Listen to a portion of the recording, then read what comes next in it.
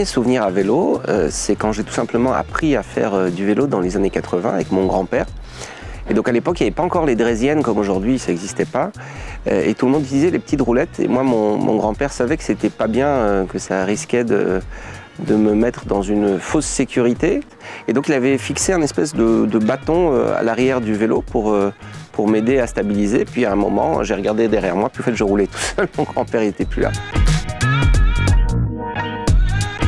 En 2002, j'ai atterri à Brest parce qu'après Mathieu Mansplay, j'ai intégré Télécom Bretagne. Et je me suis rendu compte, c'est pas comme en région parisienne, il n'y a pas de métro, il n'y a pas autant de transports en commun. Et donc le vélo est venu tout naturellement. J'étais déjà cycliste avant, mais là c'est devenu ma voiture, ma mobilité quotidienne. Mon engagement pour le vélo, c'est quelque chose qui permet de réconcilier la liberté individuelle d'une part, mais l'intérêt collectif d'autre part. Le vélo donne une liberté incroyable. Et en même temps, ça améliore la santé publique, ça améliore la cohésion de la société tout en ne polluant pas, ne faisant pas de bruit. Et donc c'est pas liberté ou engagement citoyen, c'est l'un dans l'autre. Avec notamment l'avènement des vélos assistance électrique, c'est possible maintenant de déplacer toute sa famille grâce au vélo cargo. Et donc c'est vrai que la pratique a extrêmement évolué, mais la limite, ça reste encore les infrastructures.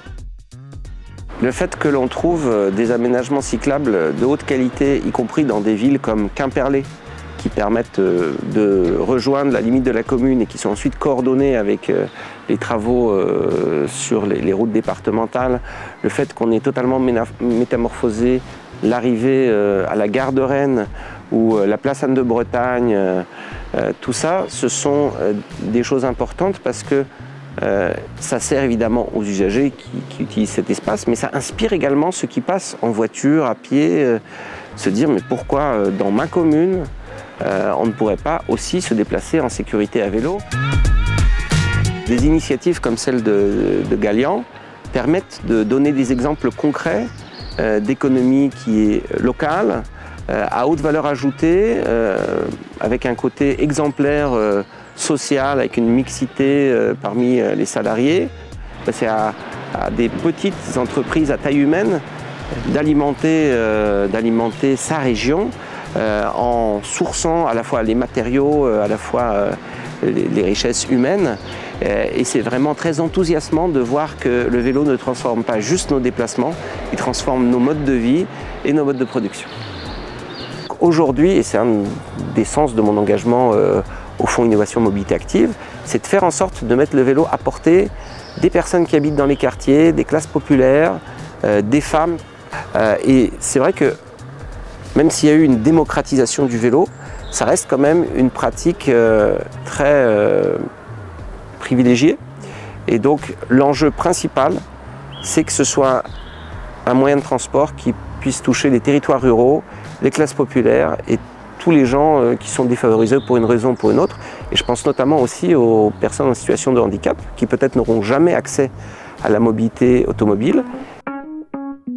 On a eu tendance, à tort, d'opposer les pratiques sportives aux pratiques professionnelles, au déplacement du quotidien et au tourisme, alors que par exemple, Demi Vollering raconte que c'est parce qu'elle avait 30 km pour aller à l'école aux Pays-Bas qu'elle est devenue championne cycliste, qu'elle faisait ses 60 km tous les jours.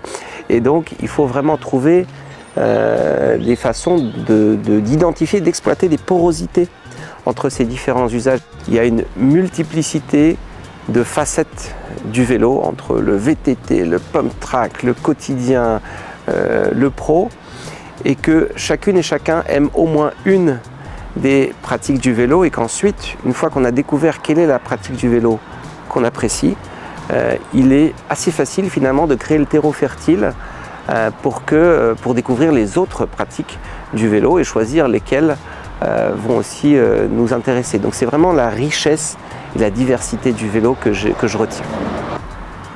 Un de mes meilleurs souvenirs du Tour de France, c'est un souvenir du Tour de France Femmes, quand j'ai eu la chance de faire une étape dans la voiture de direction avec Marion Rousse. Et j'ai été frappé par le nombre de personnes sur les bords des routes, et notamment des jeunes filles et même des petites filles qui criaient « Marion » avec un enthousiasme incroyable. Et je me suis dit, si là, on n'est pas en train de connecter une nouvelle population à la passion du vélo, je ne sais pas comment est-ce qu'on peut le faire. Et donc c'est vrai que c'est une formidable façon de féminiser le vélo, ce qui est un enjeu vraiment important pour que chacune et chacun puisse se déplacer en sécurité à vélo.